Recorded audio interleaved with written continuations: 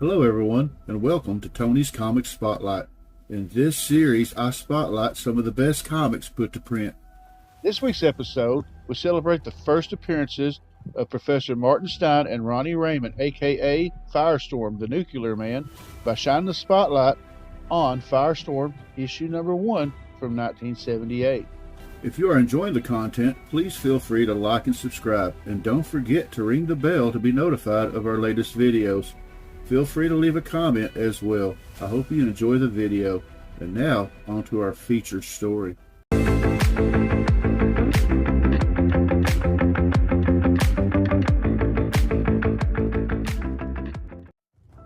Firestorm in Make Way for Firestorm.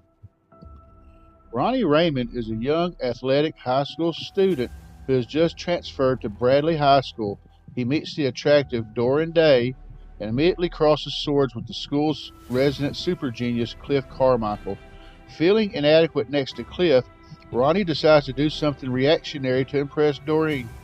He joins a local activist group known as the Coalition to Resist Atomic Power. What Ronnie does not yet realize is that the Coalition's leader, Eddie Earhart, is actually a terrorist. Ronnie volunteers to join his group, and Eddie welcomes him with the hidden intention of using him as a patsy. Their plan is to protest outside of the newly furbished Hudson Nuclear Power Plant in Westchester, New York. The only man presently working at the plant is the Nobel Prize-winning physicist Professor Martin Stein. Stein designed the Hudson Power Plant as the world's first completely safe nuclear testing facility. Stein runs afoul of a bitter ex-employee of his named Danton Black. In an effort to halt the official opening of the plant, Black accuses Stein of stealing research from him and alerts the Atomic Energy Commission. That night, the Coalition breaks into the Hudson Nuclear Power Plant.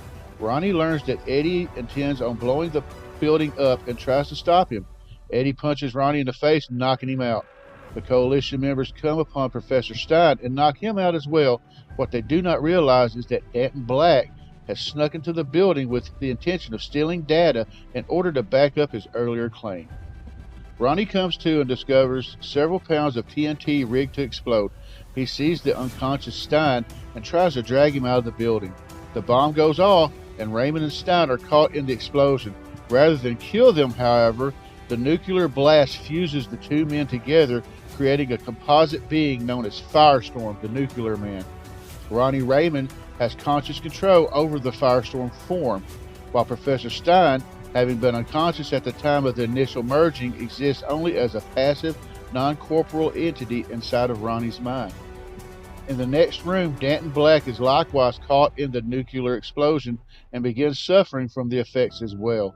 Firestorm flies out and discovers that he has the ability to alter the molecular composition of any non-organic material.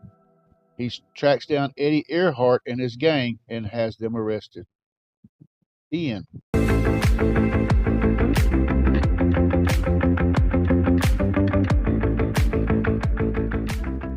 Firestorm is a fictional superhero appearing in American comic books published by DC Comics.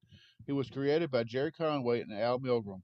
Ronnie Raymond and Martin Stein first fused together to become Firestorm in Firestorm the Nuclear Man #1, released in March 1978. Jason Rusch debuted as a modern update of the character in Firestorm Volume 3, #1, released in July 2004, and was created by Dan Jolly and Chris Cross. Firestorm was featured in the CW's Arrowverse, portrayed by Robbie Amell, Victor Garber, and Franz Drama, mainly in the Flash and Legends of Tomorrow series. Ronnie Raymond was also named Ronald Rockwell. There have actually been multiple Firestorms over the years, but the original Firestorm was a team-up between Ronnie Raymond and Professor Martin Stein. Ronnie has had a few nicknames along the way, including his original title, the Nuclear Man, the slightly simpler Matchstick, and the far less complimentary Flamebrain. He's also called Ron Raymond, rather than Ronnie, and his full name is Ronald Roy Raymond. The little-known alias for the hero is also Ronald Rockwell, which is actually Ronnie's birth name. When he was young, Ronnie's mother was killed, and he and his father were placed in witness protection. His surname was changed to Raymond, although his first name remained the same. This part of Ronnie's history is rarely mentioned in the comics, however, and isn't a key part of the character's personality or motivation. He technically became Firestorm to impress a girl. There are plenty of reasons that comic characters have ended up as heroes, and as many of you know, vengeance and lab accidents are two of the biggest ones. Ronnie Raymond, however, was simply trying to impress the girl he liked before it all went wrong. In high school, Ronnie was an athlete with a crush on a girl named Doreen Day. In an attempt to win her attention, Ronnie joined an environmental activist group that was protesting against nuclear power. Things turned ugly, however, when Ronnie learned that the group wasn't going to stop at peaceful protesting. They came up with a plan to blow up a nuclear power plant designed by Martin Stein and worked with Stein's disgruntled ex-assistant to set the explosives. Ronnie wasn't happy to find out that his new friends were kind of sort of terrorists, and in trying to stop them, made himself an enemy.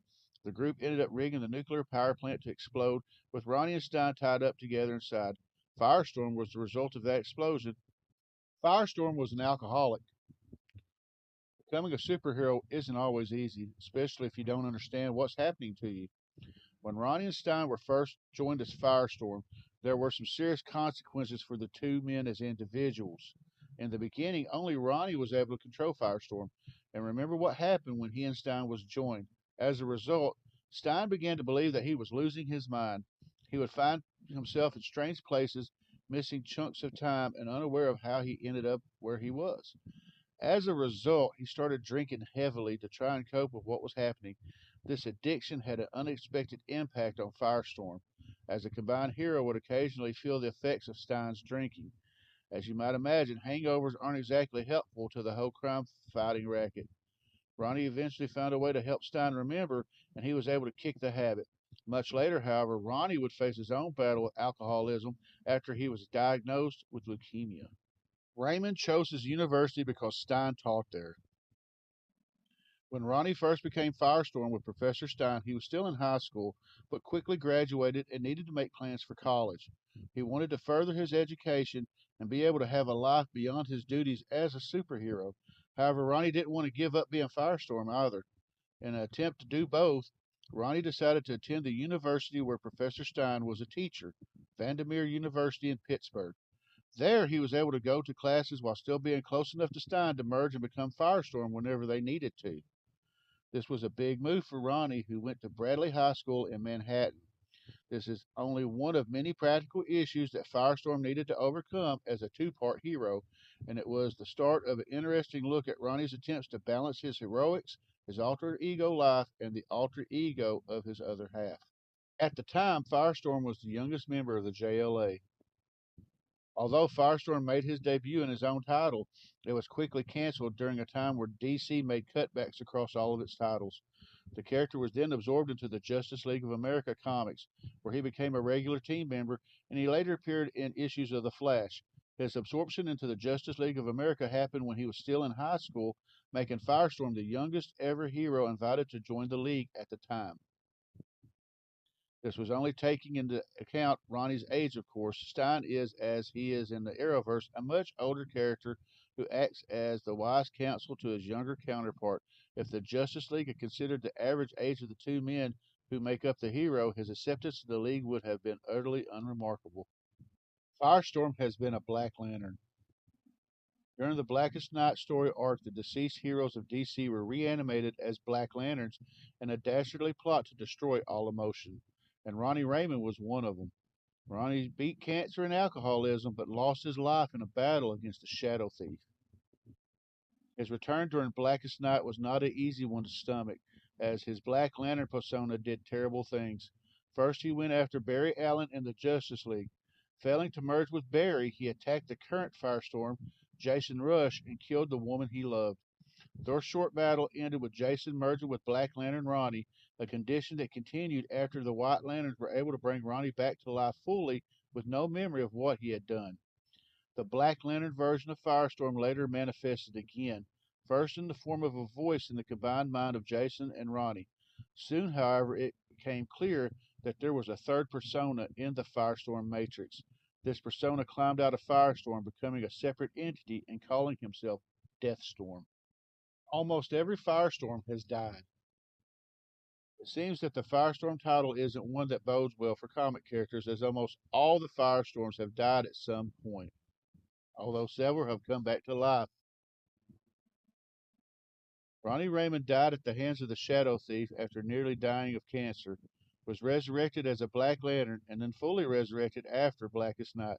Jason Rusch was killed by Mick Rory during Flashpoint, although he returned in the New 52. Martin Stein almost nearly lost his life to cancer before becoming the fire elemental Firestorm and being exiled to space. This, however, is not a true death. Stein later returned and died at the hands of Deathstorm, who turned him into a pile of salt before being killed by Jason and Ronnie. An earlier version of Deathstorm, Black Lantern Ronnie Raymond, also killed another Firestorm by turning her into salt. Mick Wong, Jason's friend, was killed during Infinite Crisis, and Valentina Vostok exploded from the nuclear energy built up in her body. In fact, the only two firestorms to have staved off death entirely have been Jefferson on Legends of Tomorrow and Mikolai, who regained his powers as Soviet Firestorm. I hope you enjoyed this episode as we take a look at the first appearance of Firestorm in Firestorm issue number 1 from 1978. If you're enjoying the content, please consider giving us a like and subscribe, and don't forget to ring the bell for future notifications. And coming up in the next episode, we're going to celebrate the first appearance of the X-Men known as Rogue by shining the spotlight on Avengers Annual issue number 10. So until next time, everyone, be safe, take care, and God bless.